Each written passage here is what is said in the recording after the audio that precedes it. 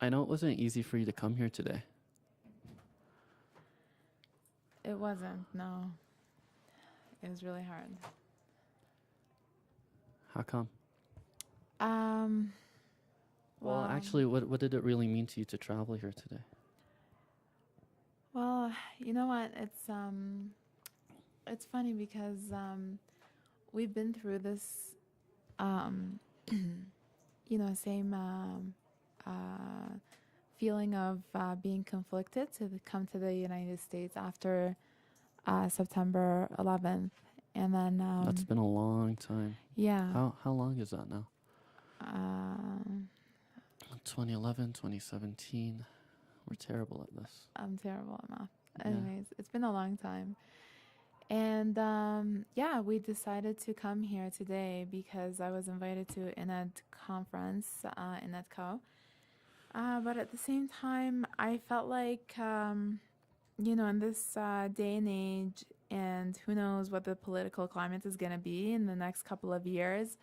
And I can't keep turning down, work opportunities because of what's currently happening, even though it's it's There, a you, very dangerous situation. there's work opportunities outside here, though. I mean, it's not like they're not tangible, right? Correct. Hmm. I mean, that's something to explore, but at the moment in time, there are things that are coming. What are you talking about today? We Or are, tomorrow, rather, your keynote? yeah, tomorrow I'm doing a keynote, an opening keynote for the conference. And yeah, and I have a session as well. What are you going to be talking about?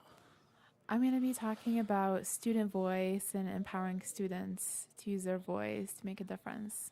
Why do you talk about that so much? Why are you such an advocate? I mean, I've seen a lot of the work that you do in the writing, and this has been something that you haven't let go of.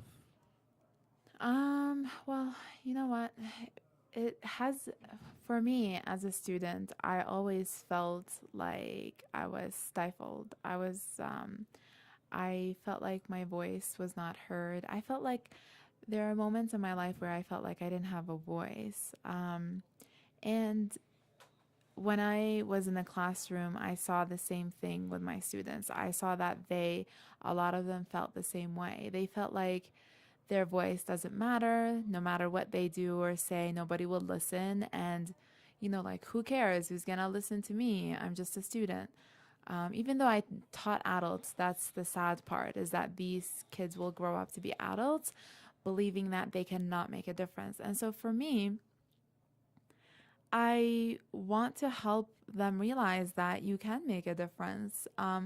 Once I found my voice, I was able to do so much with it. And What does that mean to you? I found my voice. Or what should it mean to me as much as it means something to you? for me, I found my voice means I was empowered. I was empowered to speak up. I was empowered to um, say what I have on my mind. I was empowered to be who I am without having to fear any sort of judgment or criticism. I came to a realization that I shouldn't care so much I about have what people think. two questions around there. I mean, you mentioned it last. You don't care too much about what people think, and you said you don't sense fear.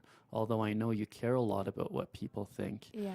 and I know that the understanding of circumstances that cause fear around us aren't gone, I right? guess my point is when I say I don't care about what people think, it's not that I completely abandon that kind of thought process. I still have it. I definitely care what people think. Yet I compare it to how it was before. And for me, it's progress because before I was so consumed with what people thought of me that it stopped me from doing anything I enjoyed. It stopped me from trying new things. It stopped me from speaking out. And that's something that, I felt passionate inside. There were moments in my life where I wanted to speak out and, defend someone or defend myself, but Mm. I couldn't do that. And now when I say I don't care about what people think, there are instances where, oh, like I care about what people think if they see me like, with different, aspects of my life. But at the same time, when it comes down for me to do what I need to do and doing the right thing, I don't care. I'm at the point where I would do it. I mean, I've known you a long time by now. Yeah. How long has it been? Um, 14 years, Mm-hmm. is it? Yeah, I think so. Since 2003. Yeah. I mean, and we were talking about this in the drive up the mountains today with Jess. That we met each other really young. We did, You were yeah. like 17, Yeah. and you mentioned something that finding your voice allowed you to be who you are, right? And so I have a question, but Mm-hmm. it's a question across time, sweetie, my love. Um, who are you across these times? I mean, it's been over a decade. I'd say we've gone through at least three milestones in life. And have you recognized a difference in that voice that you talk about from 20 to 25 to 30 now? Um, yes, I mean, I went through, obviously, we went through phases, and personally, I went through phases as a person and as a woman growing up. I mean, we met, yes, I was 17. I was still basically a child. And I went through moments in my life where, I was still figuring it out, and we got married early, and I didn't know what that means. I didn't know what marriage means. I mean, I knew I loved you to death, and I knew I want to be with you. I just didn't know what marriage is and how you're supposed to act in a married relationship. And so I kind of, found my way with you. And I'm so happy to have you supporting me throughout all these years. I wanted to say that the fact that it was because of you that um, I was able to reach a lot of what I wanted in Mm, life. Can you think of a specific? like what? Um, sorry. Well, I remember you saved my life, right? Right? Pretty much. Yeah. Yeah. Probably wouldn't be here right now, right? I don't know about, I mean, I don't know for sure, but for me, I feel like you've just sacrificed yourself for, you dropped out of school to support us, and I finished my MA and doing a master's degree while you were just hustling. That just means so much to me. And that's part of finding my voice is the fact that, I got an education, and I, I met people, and I learned things, and I was able to write, and I became a writer because of you. I I, wouldn't say it's because of me, but I'm happy that, you gave me that life opportunity, gave but us that opportunity. life gave us that opportunity, but you were also very supportive. I'm here. And I got you. yeah. And so that means a lot. I mean, we No, can't empower others without having the support system, right? we've been talking a lot about that recently too. I mean, I want to settle us so that the folks listening can understand a little bit more because they can't see us. Mm-hmm. Who are you? Yeah. Who are you? So What's your name? my name is Russell, and I'm an Iraqi Muslim woman. I'd like to add Canadian to that as well, because that's also part of my identity. Um, yeah, I'm a lot of things. I'm an educator, I'm a writer, I'm I'm an advocate, and I'm a mom, and that's something so important to me. Recently, I'd like to think I'm an entrepreneur. I'm fumbling my way through it and making a lot of mistakes, but I guess that's part of being an entrepreneur, right? Well, you're doing pretty good. Yeah, so I guess I'm just, juggling a lot of things. What does it mean to be Canadian then? What does it mean to be a Canadian? I mean, do you feel Canadian? Good question. I mean, I don't sometimes. I mean, walking down the street in Toronto, it depends on the area, definitely. I don't feel Canadian in a lot of the areas that lack diversity. with the areas that do have diversity, I do feel Canadian because I feel like that's what makes Canada so great, the diversity of its people. But when it lacks diversity, I feel like I'm an outsider because obviously for those who are listening, I'm, you know, a visible Muslim woman who wears a hijab, and yeah, I look different.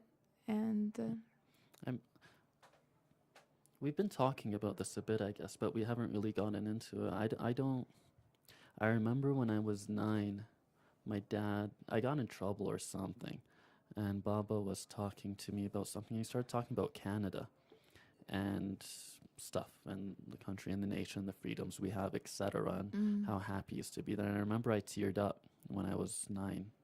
He teared up too. But I mean, waking up, why did you tear up?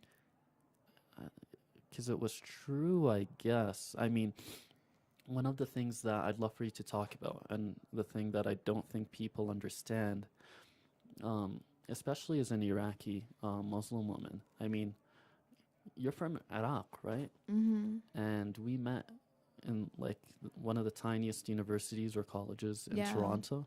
it's crazy. That's weird. Yeah. Um, but we're discovering what our identity means to us, or at the very least, I am, and I know you have been, Mm-hmm. um, and you wear yours, right? Yeah. Um, and uh, and I mean, it's hard to identify with this 150 Canada anniversary thing, and it's hard to identify with being a Canadian, for me, and living in Toronto and calling it home, yeah. because it's not ours and it's not theirs either, Mm. right? Um, what does that? How does that make you feel? I mean, when you say you're a Canadian, whereas circumstances can beg to differ very quickly at the flip of a hat. Yeah, I there are moments where I mean, yes, I am a Canadian by citizenship, but at the same time, you're right. Um, I don't feel like I belong, obviously, and I say obvious because you know this. This is a constant struggle that you and I talk about. We talk about leaving one day and going to a different country and living there and starting over. And we talk about taking our kids with us so that they don't grow up to be in a society where you have to basically struggle to live because of how you look and how you dress. So it's a constant struggle. I I feel like we do have a problem in Canada where we don't address it.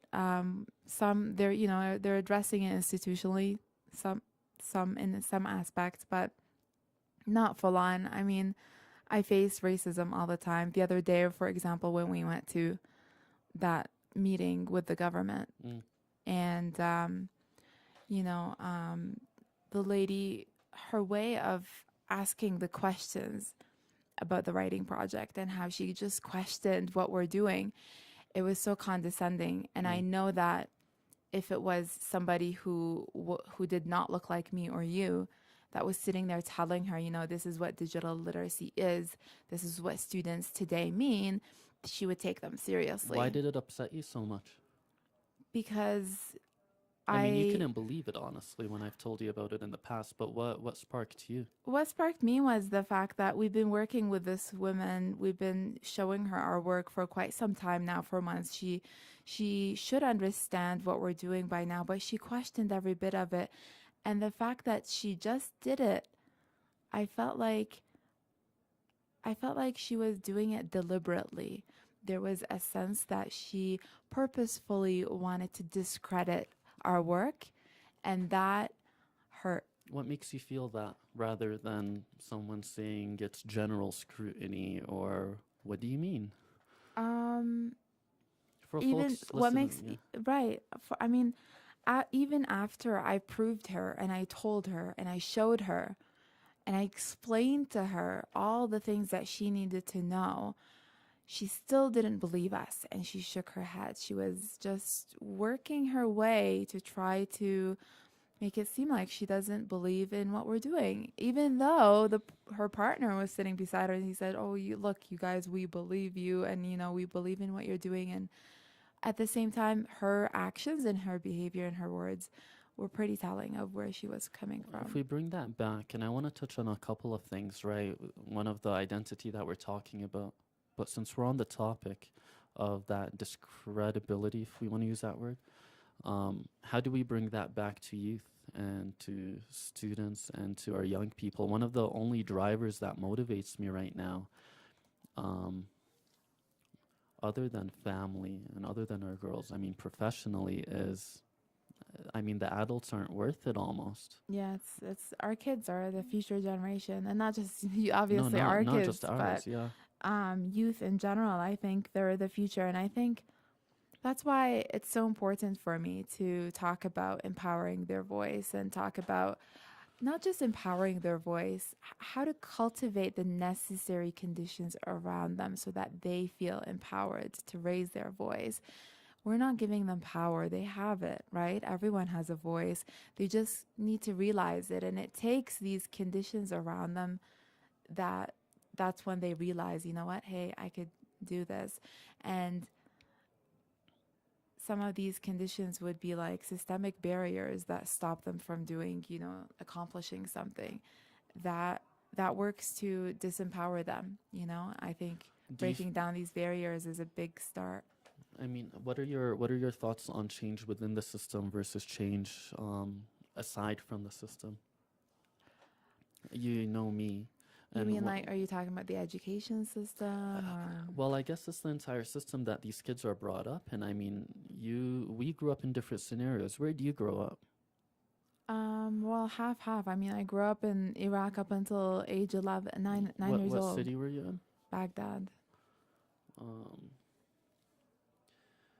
and sorry, I'm distracted. For all the Arabi people out there, Baghdad, just Yeah. uh, it's Baghdad. I mean, the whole. You even notice how we talk about home.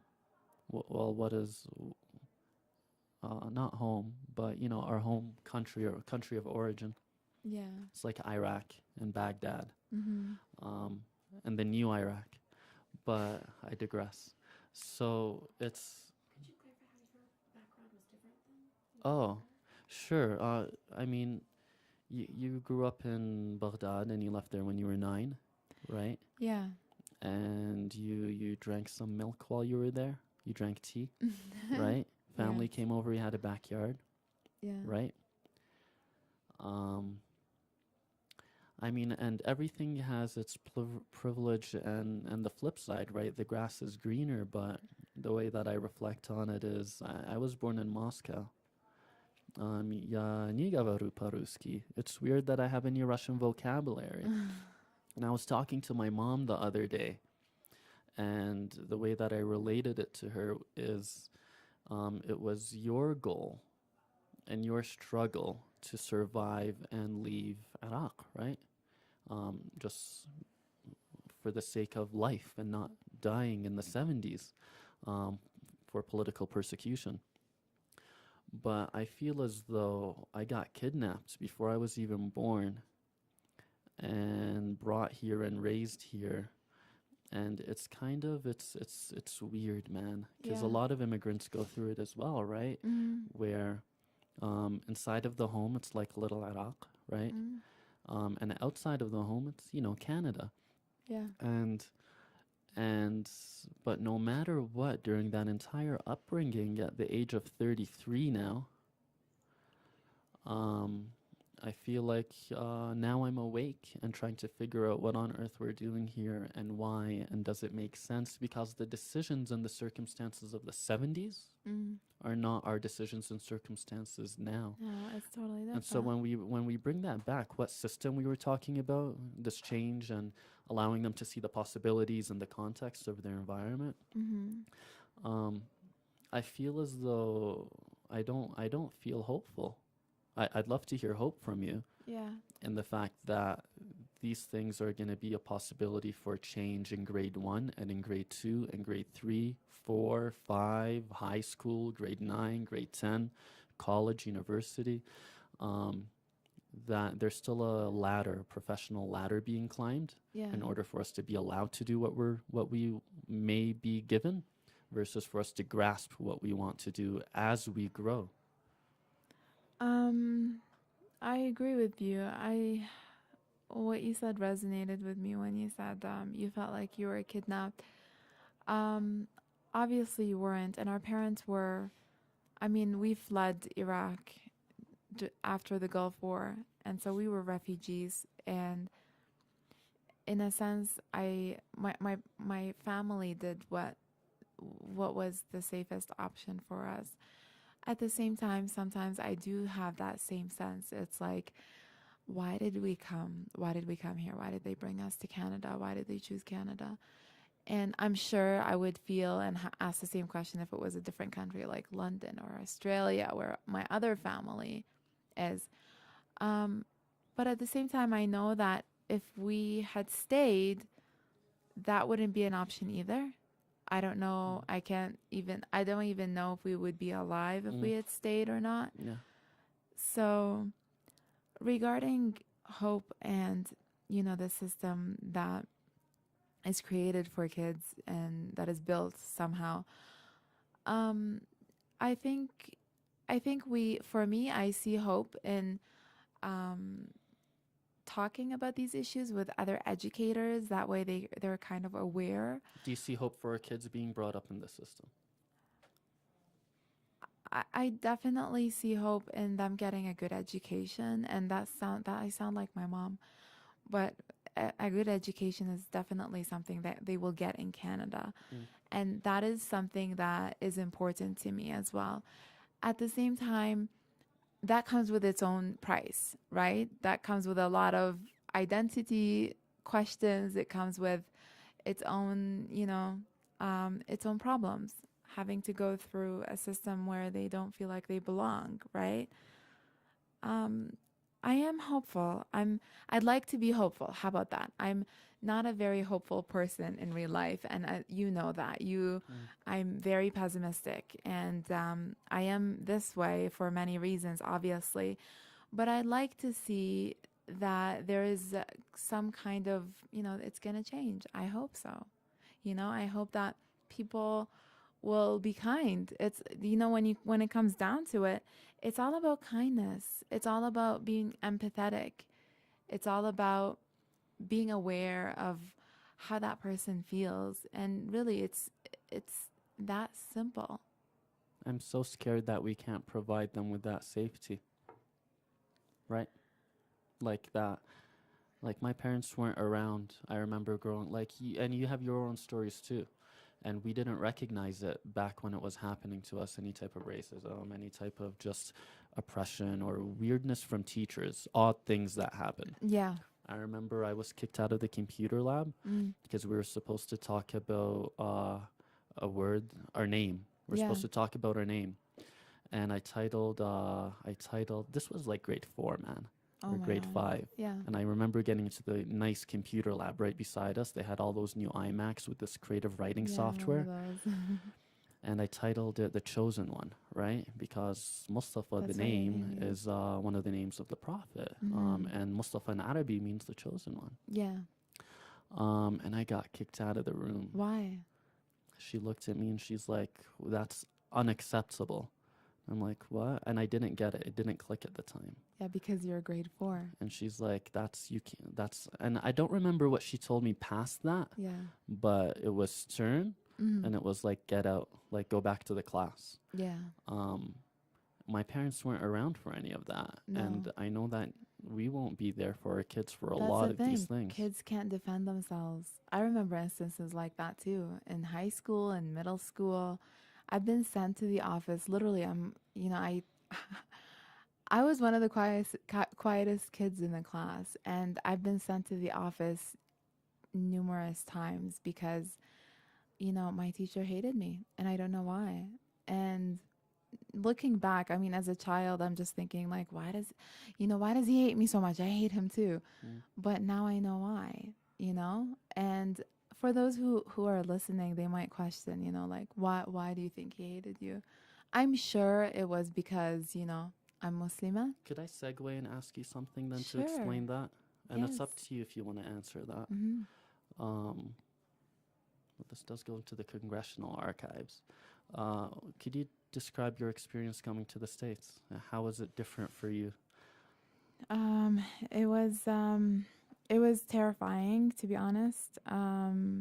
I um, I was really scared. I was really scared when I passed customs, and when you're interviewed by the officer, I think there was no drop of blood in my face, and I think he saw that. I think I saw him look in my eyes, and I think he saw that I was scared, and he took it easy. I was scared because I didn't know what he can do or say. I we passed the border a couple of times now, and we are asked questions: where are you going? Why are you doing? Why are you going there, etc. And it's normal, but with what's happening right now, I just didn't know what to expect. Um and then when they opened up our bags and they were looking through my stuff and my makeup bag and my other stuff, and I just it was so invasive, but all you could do is just sit there and watch them doing it, and they're looking at you right in the face, and it feels like I can't describe how it feels How like. does it make you feel different than if it was happening to a white person? I can't speak for their experience, obviously.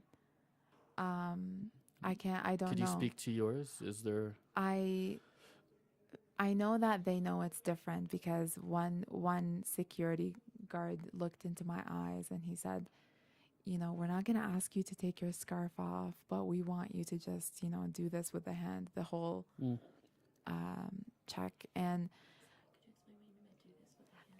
they swipe your hands to make sure that you don't have any chemicals? chemicals inside of your hijab, and they detect for that. So he said, we're not going to ask you. And he was just being friendly.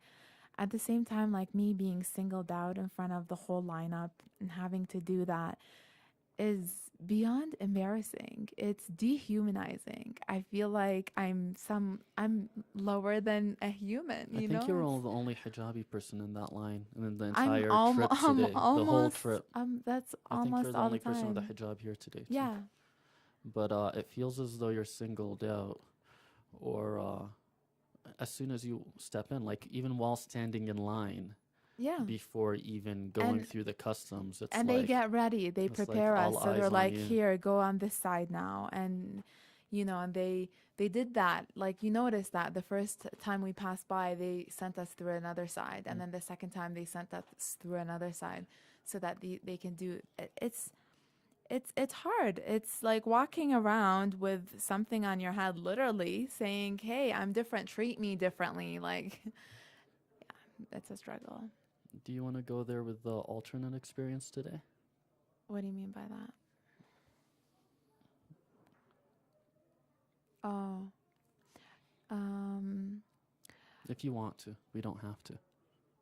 I- um, I mean, Mustafa is talking about wearing a hat instead of the scarf, Or the a toque. hijab, or a toque, and yeah. So I ended up doing that after we passed customs because I was so afraid of what's gonna happen when we land. You know, be on air and be in the air with Americans, and after seeing all these videos on social media, people getting into fights on airplanes, and it's just scary. So, and also landing in Denver airport. So I wore a toque, and Could you describe the experience? it was. I mean, of going and needing to do that, and what were you feeling? I felt like I am doing something that I didn't want to do, even though it was my choice. I didn't want to take my scarf off. I didn't want to wear a toque. I didn't want to. It felt like if you're, you know, you wear a little bit less than you are used to, or you're accustomed to, or you're showing something that you're not used to. Like if you're showing your midriff and you're not used to showing your midriff, or your shorts are a little bit too short. You know, I don't know if people can relate to that feeling, but you don't want to do that. It's like walking around without your wedding ring. You feel something's missing of yourself, or without a shirt on. A little bit with How's it different? yeah, except that you feel like I don't know, I felt like I was losing a part of my identity. Yeah, that's the best way I could describe it. And then how was it after going through and flying and then landing and It was interesting because when I walked in the women's washroom and it was full of women in Denver, Colorado, and normally I know when I walk in, everyone looks at me at least twice. You know, some smile, some don't, but they look at me regardless. But today, when I walked in with a toque on in the women's washroom and it was full, nobody took a second glance. I was, no one. I was just walking normally in the washroom and it felt weird. It felt a little bit like I have freedom, by not having all these judgmental eyes on me. Yeah. and what did it feel like when you got to come back? Well, when you're wearing your hijab now, right here. What did Yeah. it feel like to have that back? It feels good. It feels like me. This is me. This is who I am, and you should accept it. And I know you told me in the hotel that you're afraid. What if somebody like challenges us, or what if they start a fight? And you know what? I don't have that fear, Mustafa. I'm not afraid. I know people, Portland incident and all of that, but I'm not afraid. I'm willing to fight for who I am. So, yeah. Yes. Yes. Yeah, it was the first time ever I that mean, we've I been to New York, we've been to Mhm. Philly, we've been to Jersey, been to Denver, and I've never done it before. It's all my life, it's the but first time. it's it's real right now. You have militias marching through the United States against what they call Sharia, but they're marching against Muslims. They're marching for the South, it seems. But It's it's just still if it terrifying. has to come down to it, and if you see the racism and the violence that Muslims are exposed to here, Jesus, we're the only Muslim couple here, and probably in like a 5 hour radius, and you don't know what kind of ignorance that might provide an outlet for. And then we've got to hold it down, or uh, this was a different trip because this is a inshallah nothing happens, and you hope for the best and we come home safely, but there is danger, and you sense the relief once you become invisible in the population.